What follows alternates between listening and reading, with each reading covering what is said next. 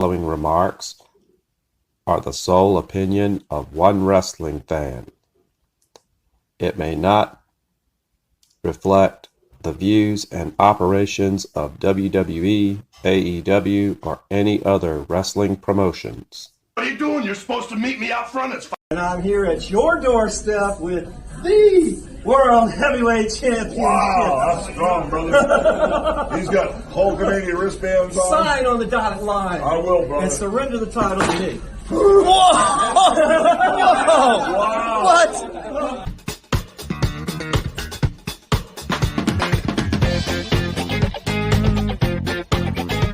Out of your mouth. We're going to start out on the right foot. I got something that'll keep you going all day long, Daddy. Don't worry about a thing, brother. This is the eye of the hulkster, man. You got to get your head right. Oh, no. This is the only way to go.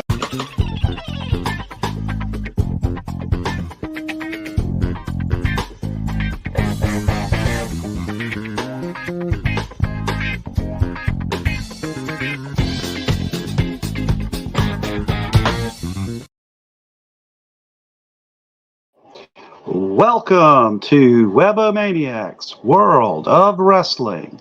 I'm your host, Webomaniac, and here on this show, unlike others, we're not going to be about the potty-mouthed sailor that spew lewd comments just to get a hit.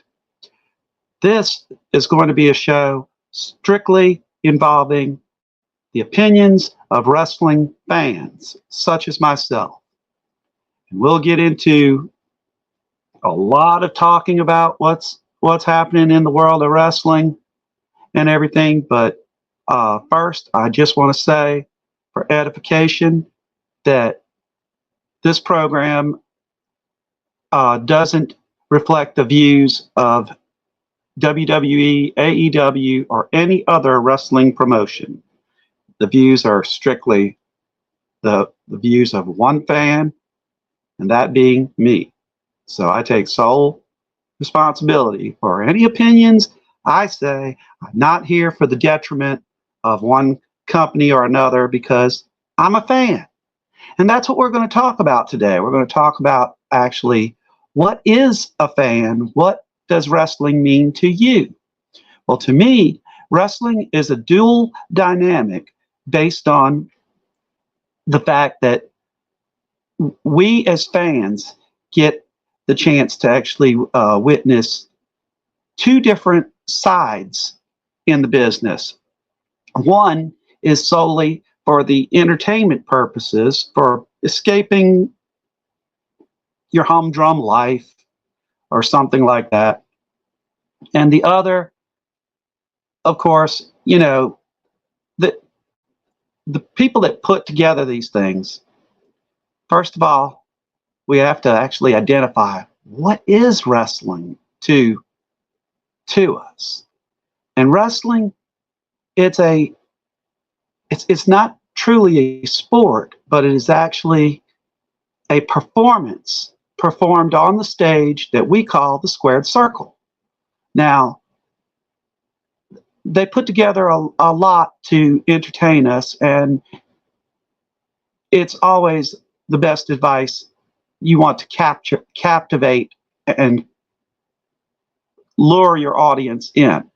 That's what wrestling does.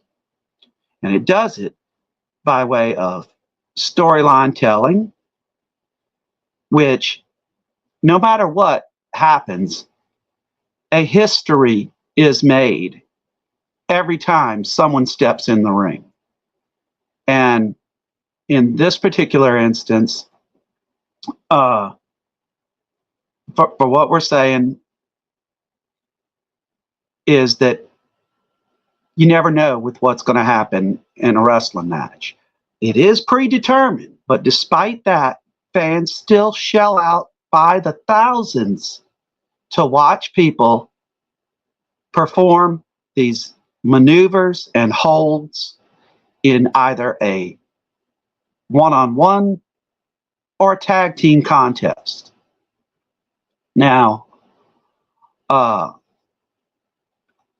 myself am one that appreciates getting on the edge of my seat watching them put the holds on so that you could see who's the better of the two, or in tag team form, who's the better of four, sometimes six, because there's like a 6-man tag championship, or a trios championship is what they call it, and everything. But if you're a fan like me, and you want to get involved in the storyline for what is being presented to you, you have to understand we have what we call the wrestlers perform on a stage name basis, and they're performing on a stage because it is a performance.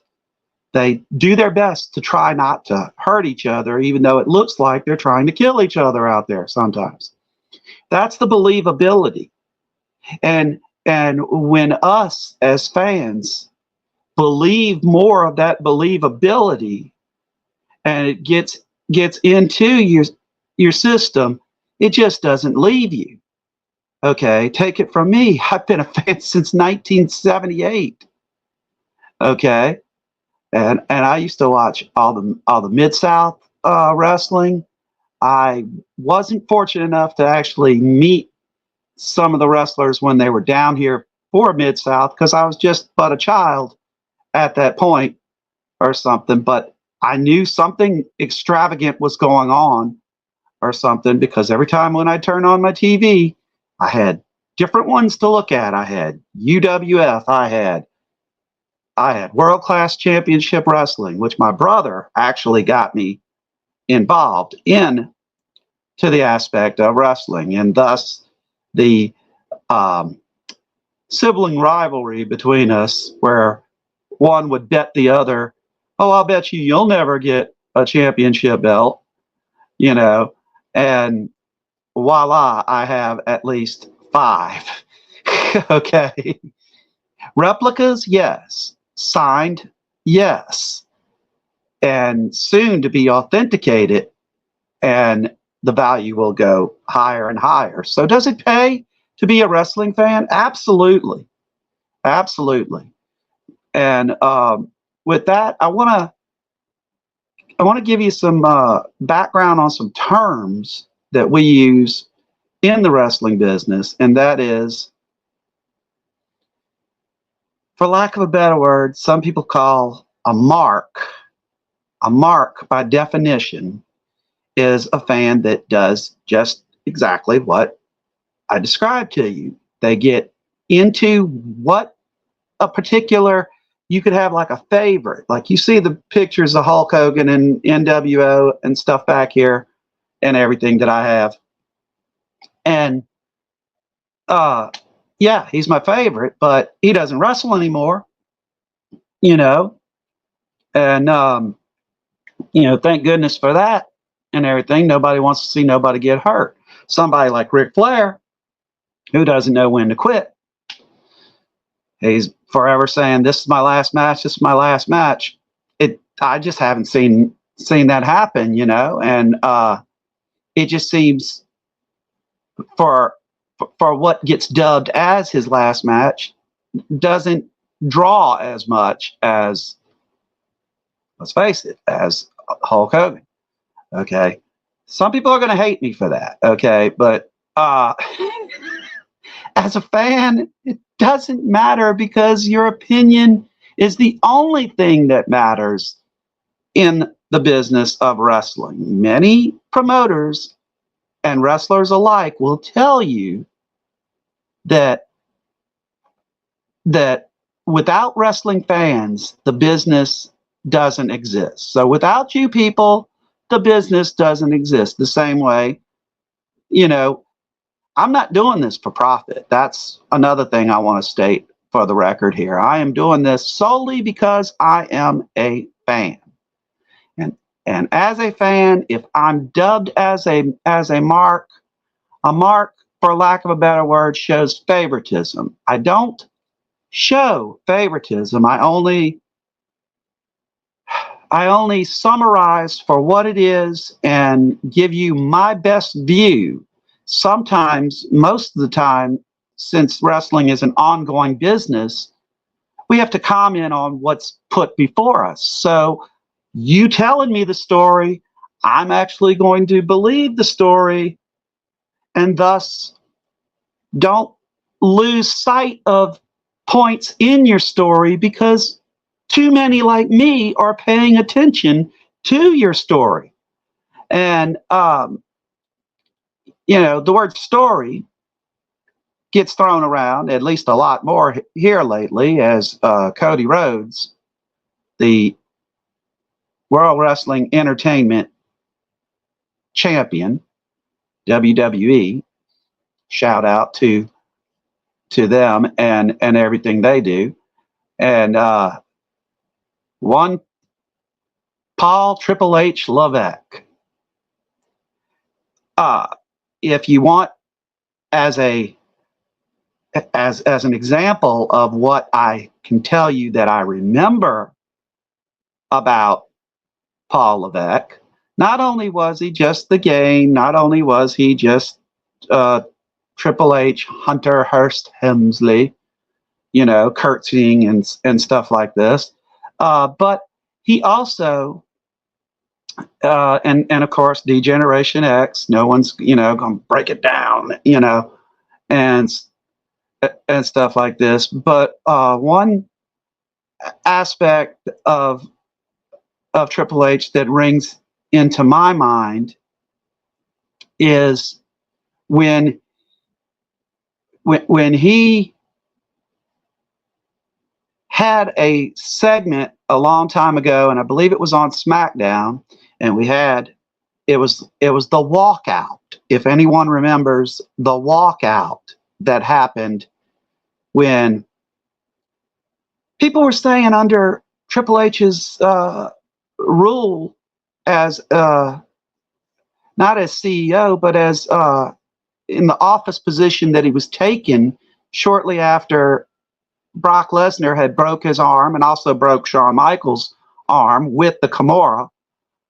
And now look at the two that are actually running the show. It is D-Generation X. So I guess they've got two words for you. They rule. Okay, that would be a new one if they would actually use it. And by all means, Triple H, Shawn, use it wisely. Like I said, I'm not in it for the money. I'm in it for the fandom and showing a fan's opinion. A fan's opinion can actually, I got to tell you that it differentiates from a lot of what the pro podcasters that are doing it for the money are doing. Okay. And I'm not stepping on anyone's of their toes by mentioning names. I don't want a defamation suit or anything like that. But let's just face it. A lot of the ones that are out there doing podcasts today have either already had their time in the ring or in an office. And a lot of times they're just bitter about things that didn't either go their way or upset them as a mark. Because let's face it, for what they're bitter about, I just want to actually see what's being brought before me and love to comment on it at the time that it is and help even give a prediction. Some pros in the business with podcasts, they love to gripe about us fans that are actually smart enough to want to get involved and do this stuff. And let's face it, with the age of social media, the internet, and everything, we can actually do somewhat of the same as what you do. Just as you read my ticker right here. If you'd like to join my show once on here and be a guest, I love to invite guests on here. As a matter of fact, I'm going to have some on here in just a little while. And that's coming up on the other side of this break. And we're back here, and I'm going to now, as I told y'all before, I will be having guests on this program. And one of my friends that, you know, he's a man of a fan, as I would call it. And without further ado, he's ready to get into talking about some wrestling. I know I am too. I got a lot of good questions for him. He's got some information for me. He's got some things he wants to share as far as certain items go and everything. So let's bring in Austin Goudreau. Welcome back. First of all, thank you, David. I'm glad to be back here in Webomaniacs World of Wrestling. Yes, I do have some items to share, but before I get to that, I've been a fan since '99. I was watching wrestling every Monday and Friday with my papa sitting on his lap, and since then it's became a pastime for me, an escape to get away from the world and everything that's going on around us. Wrestling to me is just amazing. I will say that. It sounds to me like he actually got the question out of my head before I had a chance to even ask it. I was just welcoming you onto the program here. But it's good to see you, my friend. You know, I know what a deep rooted fan you are, and folks, this guy even goes to the lengths of stuff that he missed. He'll go back just like the pros do when we say they've done their homework. That's another key wrestling term we'll talk about. You heard me in the first segment before the break.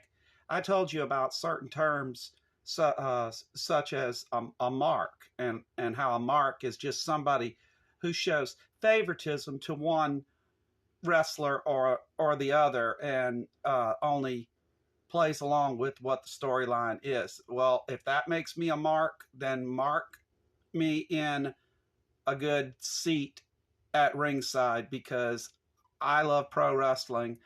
I love it for the storylines, and I love to the fact that I can keep up with those storylines, and even point out a few little mishaps or boo-boos, or of course we don't say boo-boos in wrestling. The term is botch.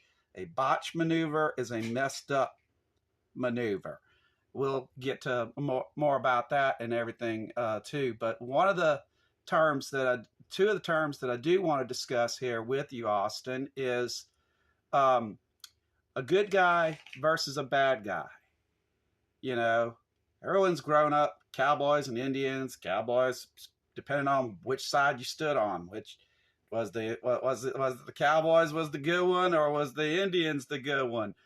But in any event, I do want to say that you know, the term is heel versus babyface.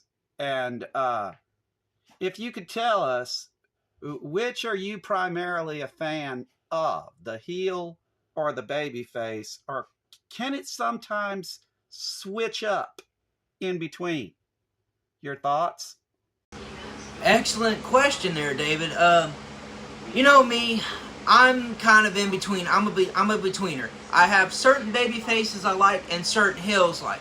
But for me, that baby face or that heel has to captivate me in some type of way in order to catch my attention, if you will. I mean, you had heels like Undertaker when he was running the American Badass days, you know, American American, excuse the term I used, but you had Taker when he was on that heel run. Even before then, in the Ministry of Darkness, he was a heel that captivated me, drew me in. Now, a babyface that captivated me and drew me in, well, maybe one of the biggest baby faces, in my opinion, would have to be Randy Orton when he bursted on the scene in, say, 2002, before he had the run with Evolution. It all boils down to storytelling. If the story is fit, then I will be invested in that heel or that baby face. Sounds to me like Austin has a little bit of ding in the bling, so to speak, that there or something. Just kidding around with Austin, but the bells and everything from the notifications, you know, I was just making you aware of it, so that we could have this good, clean interview and everything, and it can be in different amounts of segments or something. But I will, getting back to the points of baby faces and heels. It's I wasn't necessarily looking for just a particular favorite of each or something, since you say you're a little bit between there or something. But I'm always for the uh, fight for what's right aspect. I mean, I am covered around in Hulk Hogan paraphernalia, and that's what he always fought for until he turned heel and made the NWO. Okay, so with that, I just want to say that timing becomes everything in whether or not somebody that comes in, as you said, Randy Orton, babyface, to a point of or something before the Evolution joining and everything, and to me, as far as when you are cheering and you see two of your favorites, one that's a heel and one that's a babyface, and they make a matchup of it, what does that do to your mindset? That is a very good question. When there's a babyface and a heel in a match, and they're two of my favorites, my mindset is everywhere. For instance, I want to pull for the babyface, but at the same time, I want to pull for the heel. But in the end, if the story has it laid out to where the babyface prevails, the babyface prevails. But if it has it written out to where the heel prevails, then the heel prevails. It don't matter what underhand tactics he uses to prevail in said match. I mean, there's a lot of instances in wrestling where you have the fight for what's right mentality. There's been a couple of those here in recent years as well. And very good, on elaborating on that. And to just further it, if I could, just, before we get into our next question here is, when, for me, when it's in that scenario of babyface versus heel, and it's two that I like, I'll give you my classic example of, I absolutely hated it to see Hulk Hogan go against Macho Man Randy Savage. But as the time drew on, as the true life hatred of both men on the outside of the business brought it inside of that squared circle, we fans got something that we never really thought we'd be bargaining for. But even no matter Macho King, Scepter, doing something dastardly to Hogan or something, or whatever. I still like the Macho Man, but it's like this: put Macho Man in with another babyface or something that wasn't somebody that was necessarily one of my picks, maybe a mid Carter or something, along the lines of I don't know, one of the greats like Greg the Hammer Valentine back in the day, or something. Really, never world caliber material, but he did capture that Intercontinental belt and made a showing for himself with that. But when Macho would go against Valentine, I wanted to see Macho tear Valentine's head off. But at the same time, Hulk, it is what it is, brother, and it was what it was. And, Hulkamania reigns supreme in that contest. Now, in talking about hype and popularity, and I named the two big ones like I just did, Macho and Hogan. It seems to me when all of that was transpiring during that time was a pop in merchandise, and that's when the business woke up as it concerns merchandise. You see, all the merchandise and stuff that I have out of camera range right now is my Macho Man shirt I can actually look at hanging on the wall. Dig it. Okay.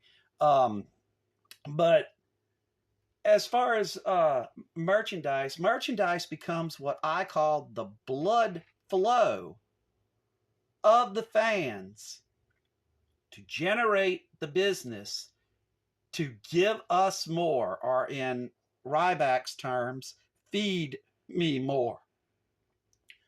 So what more can you add on? And maybe you even have a little bit of merchandise that you'd like to share with us.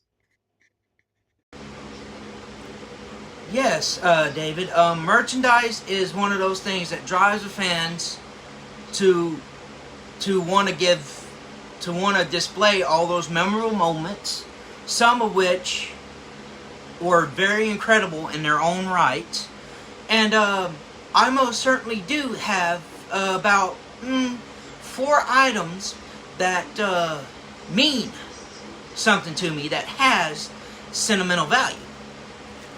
The very first item I have here dates all the way back to WCCW and the Von Erich boys. Here you would have a rare photograph of one Kevin Von Erich on the front here, and you turn around, you have Kerry Von Erich with the 10 pounds of gold. Now, a little backstory on this piece of merchandise. My mom, growing up, was a fan of the Von Erichs. She loved everything about the Von Erichs. As I got older and older, I learned about the Von Erichs and I grew to appreciate the Von Erichs. The Von Erichs were just a different type of breed back when they were running with WCCW. And it drives to the point where they bought in the battle between them and the Fabulous Freebirds to see who was the better of the teams back then. But I also have more, but I will bring it back to you here, David, where you can give some more input. Those are really nice right there. Kerry and Kevin, and that 10 pounds of NWA gold. Yes. And the thing is, you're right. It captures memorable moments like that of the Freebirds and the Von Erichs, because a lot of times, word association wise, say a word, well, what are you gonna think? What's name's gonna pop out of the mouth, and everything. And you brought it right to my attention, which brings me to my next point, is the fact that you can have what appears to be one side or the other on one side of the fence, one being a heel like the Freebirds were thought to be, because when I watched that very same match and rivalry that you're speaking of, you know, I take myself all the way back to when I was about 8 or 9 years old or something, and I'm watching that, and uh, and I see Kerry, I see the Iron Claw, I see Fritz. I think of Fritz as at that point, I'm just thinking, okay, it's just an old man. That's they're out there supporting their son or something. At that given point, I had no idea that Fritz was actually running the organization and everything. And in wrestling, nothing is as it always seems. There's going to be certain things to flip the coin on you, so to speak, or in the business, as we say, you can have either a heel or a baby face turn. And to further elaborate on that point, I just want to say that you grow more fond respect of something that which you thought you hated to see, only to see them develop in their characters, in their careers later on. And the Fabulous Freebirds impressed me to the point when I would see them beat up the Midnight Express. And Jim Cornette, I'm not going to say derogatory things on here. That's your job, Cornette. But what I will say on this is nobody wanted to see them get that little weasel, and we like to say Bobby the Brain Heenan got the term weasel. Cornette gave him a run for his money, but the Brain was a lot smarter as far as managers go. And we're going to talk more about managers here, but I want to hear Austin give me his reply to what I was just talking about. That is exactly right. And to point out the Von Erichs and the Freebird rivalry, it was something that escalated WCCW, and took them to the top. Now you had guys like a Cornette, Heenan, both phenomenal managers. But the Freebirds, when you look back, the Freebirds in that time frame, you had Bam Bam, Terry Gordy, Michael Hayes, which Michael Hayes alone was a combustible element. It just made for a good story between the Von Erichs and the Freebirds. It wasn't about dirty or clean. It was about good, evil. Which side is better? Is Texas better or is Georgia better? That's my take on it. We often hear so much about, after the history is made and the history book is written, really and truly, and they'll say that things can't change when you're talking about history, that it'll go down in the record book as a win or whatever it is. In that particular case, would you say that that the continuing writing of stories, as long as it's something that we haven't seen, we as fans, what is, and do fans have a breaking point in being able to sensitize that something is coming, and all of a sudden, if we know we saw it before, it's like watching Star Wars over and over again. You're going to know word for word as to what it is, all the way until the ending or something. And it's like you could be an audio version of a script or something. And wrestling is scripted. It really is. But I mean, for those guys to come out there and give what they got and leave it all left in the ring at the end, it's to impact us, the fans, and make a lasting impression on us. And we're like, wow. But some in the business that I have seen have tended to taking shows like this and writing dirt sheets and giving what's called spoilers for the business. I find that certain aspects of characters continuously replayed can grow too old, too quick, and sometimes nowadays it can really grow too quick if it's something you've seen before. Your take? That's exactly right. I mean, us as fans, we don't want the same recycled storyline. We want something different. We want something we could be invested in. My point, I'm just using an example to make my point here. A recycled storyline to me would be the Bloodline story. The Bloodline story should have ended when Cody beat Roman at WrestleMania for the championship.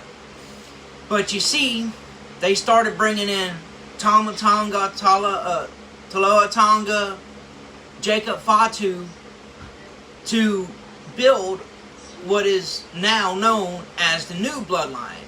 Is there a certain point you get to where you just decide, hey, the story's not doing as good as we thought it would be?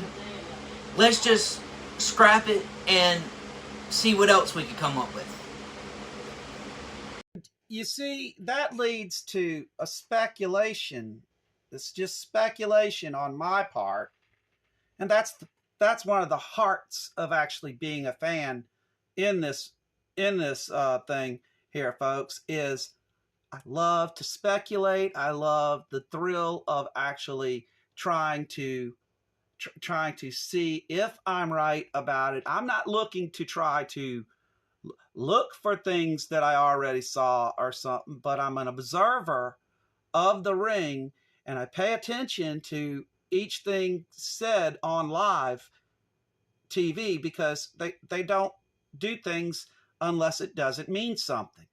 Case in point, you knew it was going to be something involving Bray Wyatt and the Wyatt family when you've seen all these little QR codes and the little Twitter bird of past and everything, because Twitter is now X, not DX, hopefully, but who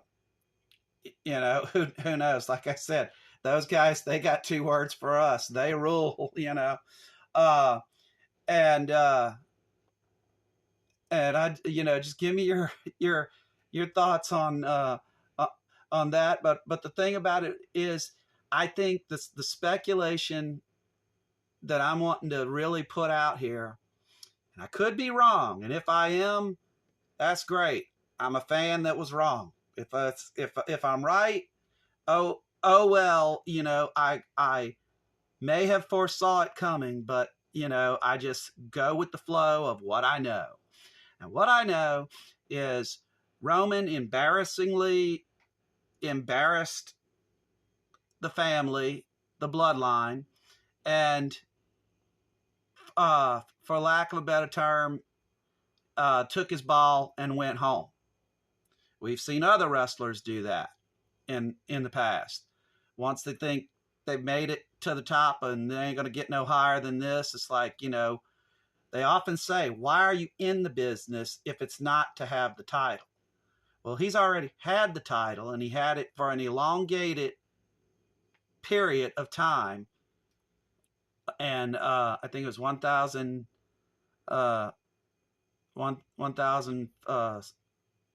plus days or something.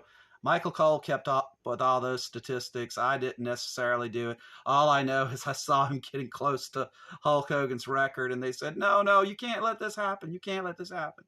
And now where but I'm thinking Roman could come back and do one of those babyface turns, something to set up something to get he and The Rock at WrestleMania the way they wanted it last WrestleMania, but Cody basically pulled a card out, aka the Royal Rumble, 2-time winner, joining 3 others in that field. Hulk Hogan, Stone Cold Steve Austin, and Shawn Michaels, the Heartbreak Kid. And with that, tell me your theories of what you could see brewing in that particular storyline.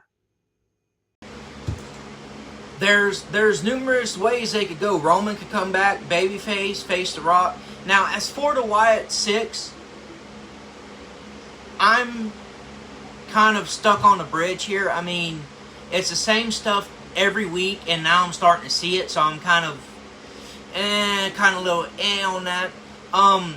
But you mentioned Wyatt, and you mentioned Cody winning the Rumble. There's numerous ways the story could go with it. They could set up Roman versus Rock. They could do Bloodline versus Bloodline. There's numerous things they could do. I, however, in my possession, do have 2 items that are Bray and Cody. I'll get to that shortly, but back to you, David. You gotta love this guy, folks. You really do. I told you he's as much of a fan as he is a man in the sense of, he knows his wrestling, and and I'll try to get my next one in there. Okay, you mentioned Cody, and I did too. Cody, from what I saw on SmackDown before he was essentially left to hang out and dry, so to speak, like an old sheet on the clothesline there. Bet you he was wishing he was feeling a JBL clothesline to get him out of those ropes right about now. But I digress. Cody, some have told me in private message and stuff, some have told me that Cody's popularity, that his character needs to have a change.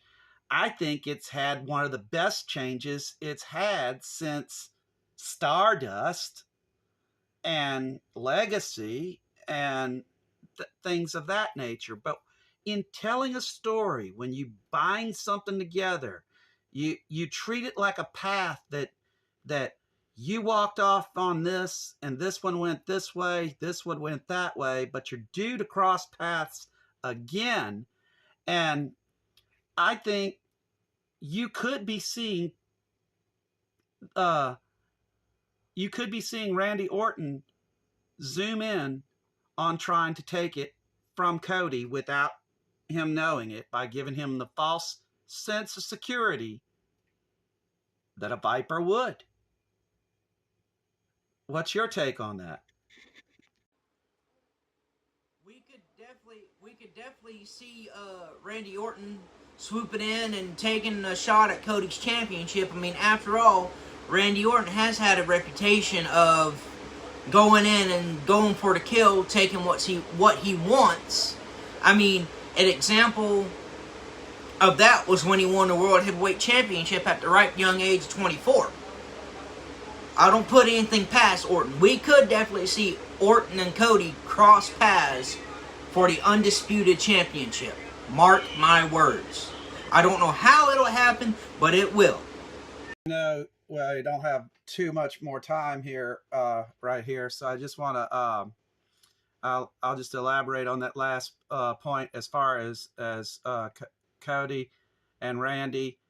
If Randy does be the one to end the American Nightmare reign. I feel as long as he gets in at least one solid year, let him match that of the Macho Man and Cody. He already went down in history. He did what he wanted to do, which was make people not forget his father, who everyone dearly misses so much. And in talking about missing, this brings me to my next point here, is and our final point, actually, and that is the sad case of both Owen Hart and his death that took place, and the show continued on. And those announcers who are now in other organizations, who that very organization, AEW, actually held a tournament for the Owen Hart Cup for the second year in a row here. And Jeff Jarrett, longtime best friend of Owen Hart, got to actually be the special enforcer for this finals match involving Daniel Bryan and Daniel Bryan actually ended up winning. You know, I don't necessarily have to go into all the details of the match and everything, but Daniel Bryan actually ended up winning that tournament after there was a lot of chicanery involved and referees getting knocked out and stuff. And you would think, you know, that something shady was going to go on, being that Jeff Jarrett's one of the shadiest people. You mentioned Orton as the Viper to get what he wants. Jarrett, to me, is no more better than that himself, but he showed an emotional side to him on what this meant for him to be this special enforcer for this one match. And he even had others around him tearing up. You know, I never saw a 7-foot giant cry, but I know that wasn't sweat coming down Niagara Falls there. But that leads me to ask you again here, as we're closing up, and we're going to talk about John Cena. In the wrestling industry, he's been dubbed the GOAT, greatest of all time, because he matched